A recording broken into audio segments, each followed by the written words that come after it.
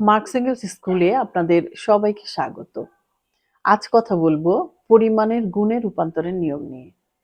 মার্কসবাদী দর্শনে পরিমাণের গুণে রূপান্তরের নিয়মটি অত্যন্ত গুরুত্বপূর্ণ। এই নিয়মটি পরিবর্তনের প্রক্রিয়া ও বিকাশের প্রকৃতি ব্যাখ্যা করে।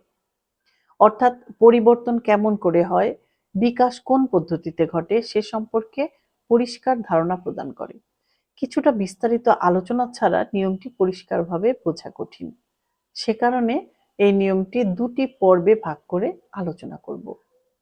সাধারণ কথায় গুণ বলতে বোঝায় বস্তু বা প্রক্রিয়ার বৈশিষ্ট্য বা ধর্ম, আর পরিমাণ বলতে বোঝায় সংখ্যা। মার্কসবাদে গুণ বলতে বোঝায় কোনো বস্তু বা প্রক্রিয়া বা ঘটনার সেই মৌলিক বৈশিষ্ট্য যার ফলে ওই বস্তুটি অন্য সবকিছু থেকে স্বতন্ত্র বা আলাদা হয় এবং বস্তু বা প্রক্রিয়াটি আর আগের মতো থাকে না। আমরা জানি প্রতিটি বস্তুর অসংখ্য গুণধর্ম আছে এবং তার কোনোটির পরিবর্তন বা বিলুপ্ত হলেও সেই বস্তুটির পরিবর্তন ঘটে না।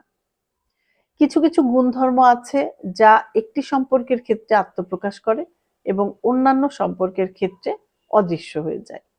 আবার কিছু কিছু গুণধর্ম আছে যেগুলি সবসময় উপস্থিত থাকে। সবসময় উপস্থিত থাকে এমন সব গুণধর্মের সামগ্রিকতা দিয়ে তৈরি হয় বস্তুর বুনিয়াদি বা ফান্ডামেন্টাল গুণ। যেমন হজম প্রক্রিয়া হচ্ছে জীবদের একটি আবশ্যিক ফান্ডামেন্টাল গুণধর্ম। পরিমাণ একটি বস্তুর বাইরের দিককে বোঝায়। পরিমাণ সাধারণত প্রকাশ করা হয় সংখ্যায়, গুণের ক্ষেত্রে তা সম্ভব নয়। যেমন কোনো বস্তুর আকার, আয়তন, ঘনত্ব, ওজন ইত্যাদি হলো তার পরিমাণগত ধর্ম এবং এগুলি সংখ্যার আকারে প্রকাশ করা যায়। বিভিন্ন ধরনের বস্তুর মধ্যে যে পার্থক্য তা হলো গুণগত, আর একই ধরনের জিনিসের মধ্যে যে পার্থক্য তা হলো পরিমাণগত।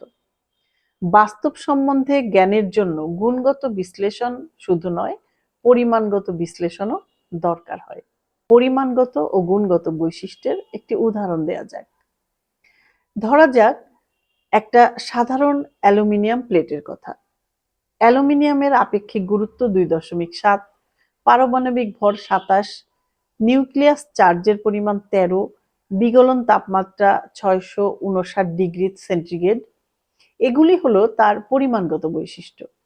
এর পাশাপাশি অ্যালুমিনিয়াম সাদা রূপোলি রঙের ধাতু, নমনীয়, তাপ ও বিদ্যুৎ শক্তি দ্রুত পরিবাহী, স্থায়ী সংযোগের ক্ষেত্রে 3 যোজনী সম্পন্ন, ক্রিয়ার দিক থেকে ক্ষারীয় ধাতুর কাছাকাছি, সহজেই অক্সিডাইজড হতে পারে। এগুলি হলো অ্যালুমিনিয়ামের গুণগত বৈশিষ্ট্য। এভাবে যে কোনো উপাদান, পদার্থ এবং বিষয়ের পরিমাণগত বৈশিষ্ট্য দেখানো যায়, আবার গুণগত বৈশিষ্ট্য নির্ধারণ করা যায়। এই পরিমাণগত ও গুণগত দিকগুলি ঘনিষ্ঠভাবে একটি অপরটির সাথে যুক্ত। স্ট্যালিন তার দান্দিক ও ঐতিহাসিক বস্তুবাদ রচনায় দেখিয়েছেন বিকাশের ধারা অস্পষ্ট পরিমাণগত পরিবর্তন থেকে স্পষ্ট ও মৌলিক পরিবর্তনে অর্থাৎ গুণগত পরিবর্তনে রূপান্তরিত হয়।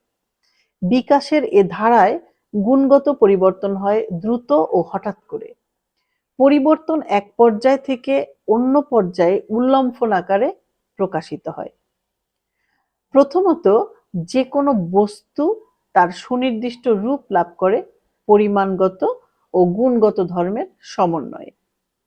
দ্বিতীয়ত, গুণগত ধর্মের মূলে থাকে পরিমাণগত ধর্ম। এক পর্যায়ে যা পরিমাণগত ধর্ম, অন্য পর্যায়ে তা গুণগত ধর্ম হতে পারে। যেমন, যে আলো দৃশ্যত লাল তার একটা নির্দিষ্ট তরঙ্গদৈর্ঘ্য আছে। তরঙ্গদৈর্ঘ্য কমে লাল আলো ক্রমে কমলা, হলুদ, সবুজ, নীল ইত্যাদি হতে পারে। তৃতীয়ত, পরিমাণগত পরিবর্তন গুণগত পরিবর্তনের সূচনা করে। প্রথমে পরিমাণগত পরিবর্তন ঘটে, পরে গুণগত পরিবর্তন হয়। পরিমাণগত পরিবর্তন সাথে সাথেই কোনো বস্তুর মৌলিক পরিবর্তন ঘটাতে পারে না। যেমন, ঠান্ডা জল গরম করলে সাথে সাথেই তা অন্য পদার্থে পরিণত হতে পারে না, কিন্তু তার উত্তাপের পরিমাণগত পরিবর্তন ঘটে। একটা নির্দিষ্ট মাত্রা অতিক্রম করলেই কেবলমাত্র গুণগত পরিবর্তনের সূচনা হয়। এই মাত্রা সব বস্তুর ক্ষেত্রে একরকম নয়। চতুর্থত, প্রকৃতিতে ও সমাজে শুধু পরিমাণেরই গুণে পরিবর্তন ঘটে না, এর উল্টোটাও দেখা যায়। এখন দেখা যাক পরিমাণ থেকে গুণে পরিবর্তন কেন ও কিভাবে ঘটে। গুণগত পরিবর্তন হলো বস্তুর নিজেরই পরিবর্তন, অন্য বস্তুতে রূপান্তর। বিপরীত দিকে পরিমাণগত পরিবর্তন বলতে একটা নির্দিষ্ট মাত্রা পর্যন্ত বস্তুর বাড়া বা কমাকে বোঝায়, যাতে বস্তুর নিজের কোনো উল্লেখযোগ্য পরিবর্তন হয় না। যেমন স্বাভাবিক জলবায়ুগত চাপে 0 ডিগ্রি থেকে 100 ডিগ্রি পর্যন্ত তাপমাত্রা হলো জলের তরল অবস্থার পরিমাপ। তাপমাত্রা যখন শূন্যাঙ্কের নিচে নেমে যায় তখন জল জমে গিয়ে বরফে পরিণত হয়, চলে যায় কঠিন ঘন অবস্থায়। এবং জল যখন 100 ডিগ্রি সেন্টিগ্রেডের উপরে উত্তপ্ত করা হয় তখন তা উবে যায়, অর্থাৎ গ্যাসীয় অবস্থায় চলে যায়। এই নিয়মটি বিশ্বজনীন, বিষয়গত পৃথিবী এবং মানব জ্ঞান উভয় ক্ষেত্রেই কাজ করে। আরো কয়েকটি উদাহরণ দেওয়া যাক। জীবের অঙ্গগুলিতে প্রাথমিকভাবে সামান্য কিছু পরিমাণগত পরিবর্তন দেখা দিতে পারে এবং তার ফলে ঘটতে পারে গুণগত পরিবর্তন। নতুন নতুন জাত ও প্রজাতির আত্মপ্রকাশ ঘটতে পারে। নতুন নতুন জাতের কৃষি শস্য ও পশু প্রজননে মানুষ সেই ব্যাপারটিকেই ব্যবহার করতে শিখেছে। জীব প্রকৃতিতে পরিমাণগত পরিবর্তনের গুণগত পরিবর্তনের রূপান্তরের একটি স্পষ্ট দৃষ্টান্ত হলো প্রজাপতি বিকাশের ধারা। এখানে পরিষ্কার গুণগতভাবে কতগুলি পৃথক পৃথক পর্যায়, যেমন শুককীট, মুখকীট এবং অবশেষে পূর্ণাঙ্গ প্রজাপতিতে রূপান্তরে এই প্রক্রিয়া দেখা যায়। পরিমাণের গুণে রূপান্তরের নিয়মটি বৈজ্ঞানিক জ্ঞান সম্পর্কে জানতে সাহায্য করে। মার্ক্সবাদের আত্মপ্রকাশ সমাজ সম্বন্ধে মানুষের জানার এক গুণগত নতুন পর্যায় সূচিত করেছিল, কিন্তু তার আগে ক্রমে ক্রমে জমা হয়েছিল বৈজ্ঞানিক জ্ঞান। পরিমাণের গুণে রূপান্তরের প্রত্যক্ষ প্রমাণ পাওয়া যায় রসায়নে। যেমন রাসায়নিক গঠন অনুযায়ী অক্সিজেন ও ওজনের মধ্যে পার্থক্যটা সম্পূর্ণ পরিমাণগত, কিন্তু এরা বিভিন্ন ধর্মসম্পন্ন ভিন্ন দুই পদার্থ। আধুনিক বিজ্ঞানশাস্ত্র আরো নির্দিষ্ট করে দেখিয়েছে এই ধর্মগুলি পারমাণবিক নিউক্লিয়াস চার্জের পরিমাণের উপর নির্ভরশীল। পারমাণবিক নিউক্লিয়াসের একটি ইউনিট বৃদ্ধি, অন্য কথায় পরিমাণের পরিবর্তন, নতুন গুণের সূচনা করে। সুতরাং দেখা যাচ্ছে যে পরিমাণগত পরিবর্তন নির্দিষ্ট সীমানা অতিক্রম করলেই গুণগত পরিবর্তনে রূপান্তরিত হয়। পরিমাণগত ও গুণগত পরিবর্তন পরস্পর নির্ভরশীল।